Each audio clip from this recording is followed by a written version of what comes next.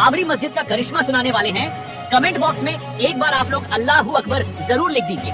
इस करिश्मे को सुनने के बाद यकीनन हर एक मुसलमान खुशी से झूमने वाला है।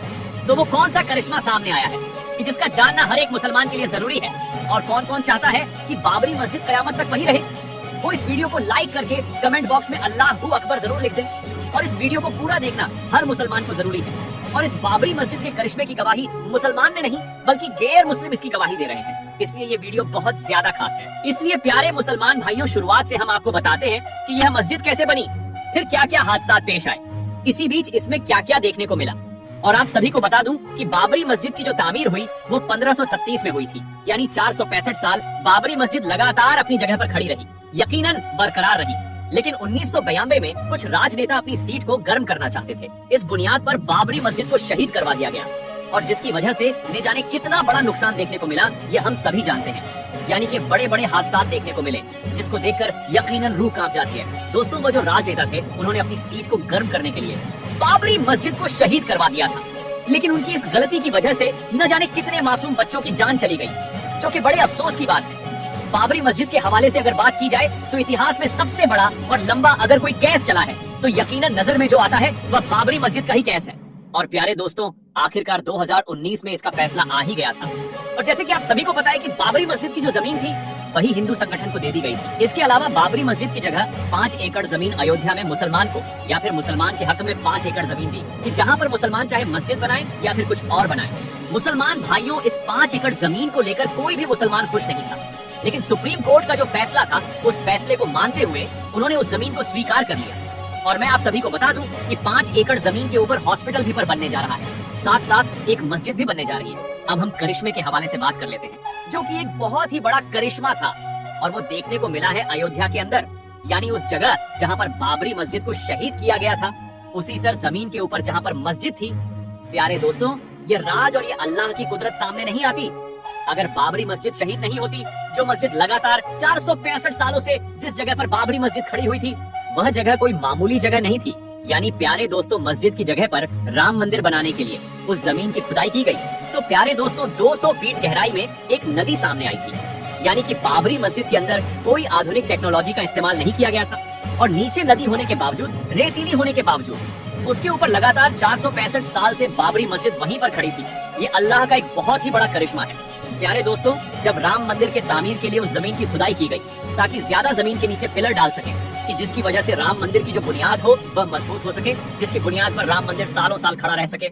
लेकिन जब बाबरी मस्जिद के नीचे की खुदाई की गई तो मालूम यह पड़ा कि इसके नीचे पिलर भी खड़े नहीं हो सकते। यानी कि प्यारे दोस्तों, रेतीली जमीन होने की वजह से और नदी होने की वजह से अगर पिलर खड़े किए जाएं तो वह धंस से जाएंगे, और आखिरकार उन लोगों को काम रोकना ही पड़ गया। दोस्तों, ये बात तो मैं अपनी तरफ से बनाकर नहीं बता रहा हूँ। हो सकता है बहुत से लोग ये कहेंगे कि आपने कुछ प्रूफ नहीं दिखाया, तो मैं आप सभी को प्रूफ के नाम पर एक स्क्रीनशॉट दिख रहा हूँ, और बाकायदा अगर आप चाहें तो इस न्यूज चैनल के ऊपर जाकर भी सुन सकते हैं।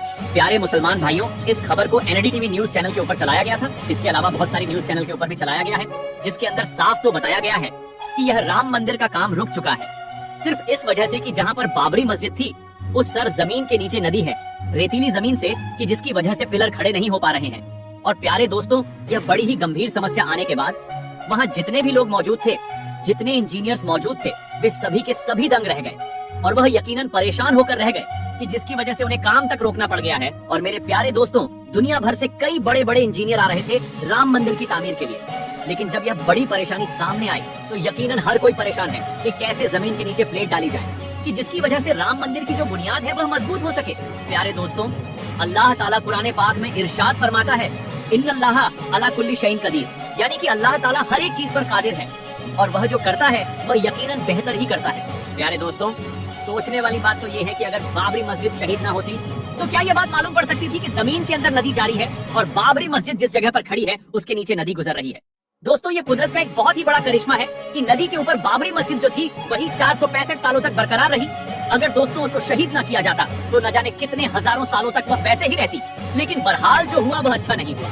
लेकिन प्यारे दोस्तों, हैरानी की बात तो ये है कि एक नदी के ऊपर लगातार 465 सालों से बाबरी मस्जिद वहाँ राज कर रही थी, लेकिन उसको कुछ नहीं हुआ।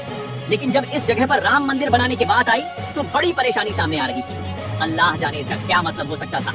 लेकिन प्यारे दोस्तों, हैरानी की बात तो ये है कि एक नदी के ऊपर लगातार 465 सालों से बाबरी मस्जिद वहां राज कर रही थी, लेकिन उसको कुछ नहीं हुआ। लेकिन जब इस जगह पर राम मंदिर बनाने की बात आई तो बड़ी परेशानी सामने आ रही थी। अल्लाह जाने इसका क्या मतलब हो सकता था, लेकिन जो खबर सामने आई थी, जो करिश्मा सामने आया था, वह मुझे लगा कि आपको जरूर बताना चाहिए। और इस चीज की गवाही मुसलमान नहीं दे रहे हैं, बल्कि इसकी गवाही तो गैर मुस्लिम भी दे रहे थे। और ये बात कह रहे थे कि अगर 100 फीट से ऊपर भी पिलर लगाया जाए, मजबूती के लिए प्लेट जो है वह धंस सकती है। तो दोस्तों, ये कुदरत का करिश्मा नहीं तो और क्या है? बाबरी मस्जिद का करिश्मा नहीं है तो फिर क्या है? इसको हम क्या समझें? प्यारे दोस्तों, बाबरी मस्जिद के हवाले से जो करिश्मा मैंने आप लोगों को बता दिया, लेकिन मैं आपसे एक बात और कहना चाहूंगा कि जिसे जानना हर एक मुसलमान के लिए जरूरी है और इसके ऊपर अमल करना हर मुसलमान के लिए बहुत ही ज्यादा जरूरी है। प्यारे दोस्तों, हम बाबरी मस्जिद करते रहते हैं, लेकिन हमारे जो मोहल्ले के अंदर जो मस्जिद है वो वीरान हो रही है। और अगर हम जाकर अपनी मस्जिदों को देखें तो 1 से 2 से 4 और 4 से 5 सफे ही मिलती है। दोस्तों, होना क्या चाहिए था कि नमाज तो हर मुसलमान पर फर्ज है, एक वक्त की भी नमाज माफ नहीं है, लेकिन इसके बावजूद जो हमारे मोहल्ले के अंदर जो मस्जिद होती है, 5 टाइम वीरान रहती है, 1 या 2 सफे नजर आती है। प्यारे दोस्तों, जुम्मे के दिन जो पूरी मस्जिद भरी हुई नजर आती है और यहाँ तक के बाहर जो रास्ते होते हैं वह जाम नजर आते हैं। जो तादाद जुम्मे के दिन रहती है, वही तादाद अगर रोजाना नमाज पढ़ने के लिए होती तो प्यारे दोस्तों बाबरी मस्जिद शाहिद ना होती। क्योंकि दोस्तों, बाबरी मस्जिद में जो आखिरी नमाज पढ़ी गई वह 1939 में पढ़ी गई थी और तब से लेकर 1952 तक कोई नमाज नहीं पढ़ी गई थी। फिलहाल दोस्तों, आज की अपनी इस वीडियो को यहीं पर खत्म करते हैं। दोस्तों, ये थी हमारी आज की वीडियो। उम्मीद है आपको पसंद आई होगी। अगर आपको आज की ये वीडियो पसंद आई है तो सबसे पहले इस वीडियो को दिल से लाइक करें, अपने दोस्तों के साथ इस वीडियो को ज्यादा से ज्यादा शेयर करें और इसी तरह की रोजाना की वीडियो देखने के लिए हमारे YouTube चैनल को जरूर सब्सक्राइब करें। चलिए दोस्तों, मिलेंगे अगली वीडियो में, तब तक के लिए अल्लाह हाफिज।